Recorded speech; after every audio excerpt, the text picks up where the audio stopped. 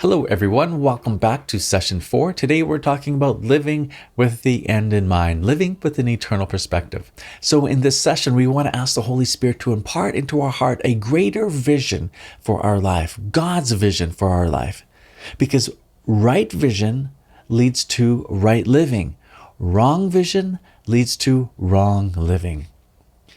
I'd like to share with you an experience that I had that changed my life in such a dramatic way, and it helped me begin to live with the end in mind. At 20 years old, I had an opportunity to do some missionary work in a small little Caribbean island called St. Lucia. So one night I'm out there, I'm walking down this path at night. There's jungle on either side of me. I'm walking by the light of the moon. And as I walked, I noticed this spot on the path quite a ways in front of me. And it was just a little bit darker because of the growth of the trees and how the shadows were cast upon the path from the moon. And I just had a feeling inside of me that said, there's something not right up there. It was just a feeling. So I continued down that path. And when I got to that point, I just felt very uneasy. So I looked over my shoulder.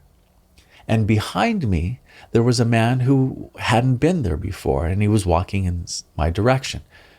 And I turned around and I continued to walk, and I didn't think too much about it because there were many smaller paths coming onto this main path.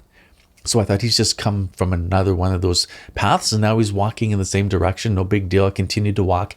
And then I remembered a story one of the locals had shared earlier. They shared how there was a tourist that was walking in the same neighborhood that I was walking in that night. They were stopped by some guys. They pulled a machete on him. They mugged him. And then they killed him. And I thought, how did this happen? I'm alone. It's at night. I look like a tourist. I'll just see where this guy is. So I took a few more steps. And I looked over my shoulder and I was shocked because he was right behind me. And with one hand, he grabbed me by the collar of the shirt, and with the other hand, he pulled out a machete from the back of his pants, and he pushed it up into my throat. And I could feel that blade going into my throat, and I thought, I don't want him to cut open my neck, and I started walking backward, and I thought, there's guys behind me, they're going to jump me, this is the end of Ken. I did not want to die. And I was terrified. And so I'm walking backward, and he was pushing me off this path into the shadows of the trees. And I'm not sure how long he pushed with the machete into my throat. It felt like an eternity. I'm sure it was only a few seconds. And then I could feel this blade release from my neck. And I straightened up, and I'm looking at this guy. It turned out there's just one. I'm looking at him. And just as he began to speak to me, something very special happened. I felt the gift of faith rise in my heart. And I just knew God was with me. I didn't have the reassurance that I was going to get out of this situation unharmed. I did not know if I was going to live or die. I did not know if I was going to live, die, or somewhere in between. All I knew was that God was with me. And that was a great consolation. I wouldn't say the fear had completely went away, but I just knew God was with me.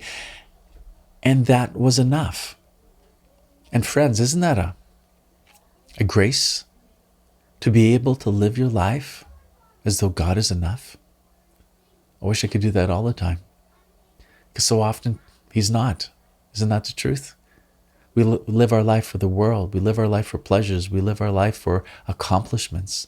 And we live our life to seek approval in other people's opinion. And we forget God. Because the truth is, God is enough. St. Augustine said, our hearts are restless. Our hearts are restless until they rest in thee. So the man is asking now for the things I have.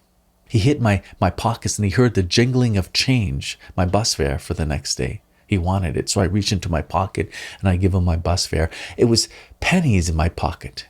Nothing worth giving my life for. But so often we give our life to the pennies, don't we? He saw that I had a watch. He wanted my watch. And so I took off my watch and I gave it to him. I had a chain and I gave it to him. I'm embarrassed to say I had one of those tacky tourist pouches around my waist that advertises, mug me, mug me, mug me. He wanted that. I took it off and I gave it to him. And then it exposed my belt and he wanted my belt. So I took off my belt and I gave it to him. And as I gave him my belt, he grabbed me by the hand and spun me around and put the machete right back to my throat. And then I heard him say, step forward. And as I stepped forward, he just moved the blade from my neck. I took a couple more steps and I looked over my shoulder and I saw him running through the trees. And that experience shook me. I was angry with God. I'm like, God, why did you allow such an evil thing to happen to me? I'm out here in this country. I'm trying to serve you. And this is what you do to me. You almost kill me. Never occurred to me that perhaps he had protected me. Often at times that's what we do in suffering. We turn inward instead of outward. A couple of weeks went by and I found myself back in Saskatoon where I was living, and I was sitting before the Blessed Sacrament. And I was complaining to God about this experience that I had. And then I picked up my daily meditation for that day. It was a book. And I turned to the right chapter and it said, Living with an Eternal Perspective. So I read the chapter, not thinking too much about the experience that I had, and I closed it up. And the author had put a diagram into one of the pages to meditate upon.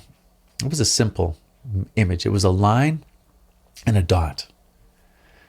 And the line, the author said, represented eternity. The dot represented everything God had created within time. I don't think it's a perfect theological image, but anyways, it was a good meditation for me at that point. So I closed my eyes and I began to think, line, eternity, dot, time. Line, God, dot, everything that God has created in this universe.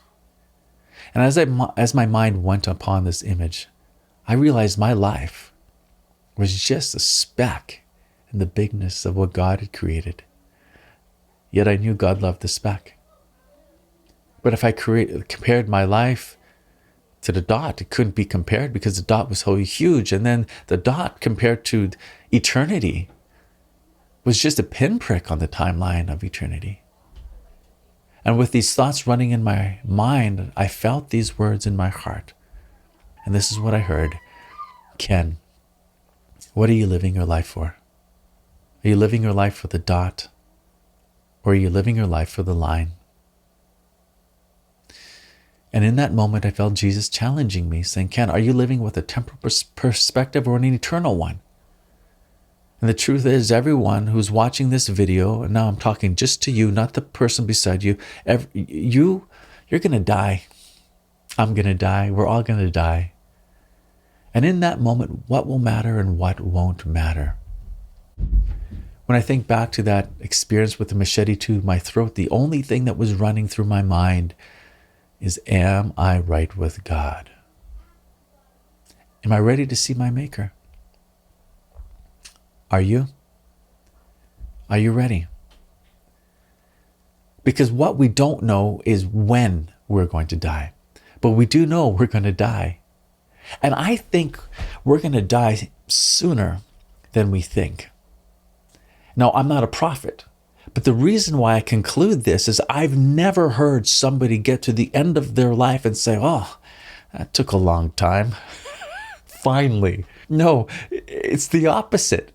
We're going to wish for more time. See, time is life's most precious commodity. We have a limited amount of it, but what we do with it changes eternity. Friends, the truth is, this is the vision we need to have for our life. It's heaven. We're made for union with God. But the truth is, each one of us is going to be either in heaven or hell. So, the vision that we should have for our life is union with God, eternal happiness. So then we should ask ourselves the question, are we living a life worthy of heaven? Are we living a life worthy of heaven? And who do we know that's in heaven? The saints. And so I think if we want to go to heaven, well, we should just look at the lives of the saints and ask ourselves, well, what are the decisions that they made in their life that led them to their eternal reward, and maybe apply some of those decisions to our life? For example, you're never going to find a saint canonized in the history of 2,000 years that says, you know what, you don't got to pray. No saint ever said that. You're never going to find a saint canonized in the history of 2,000 years of the church that says, you know what, you don't have to go to Mass on Sunday. Those saints don't exist. You're never going to find a saint in the history of 2,000 years that said, pick and choose the teachings of the church that are most pleasing to you, and those that you find disagreeable, set them to the side. Those saints do not exist. The point is, friends, holiness leaves clues.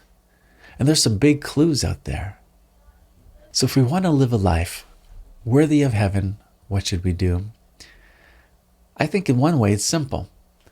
We just have to live the Catholic life. Live what God has revealed to be true and good for us.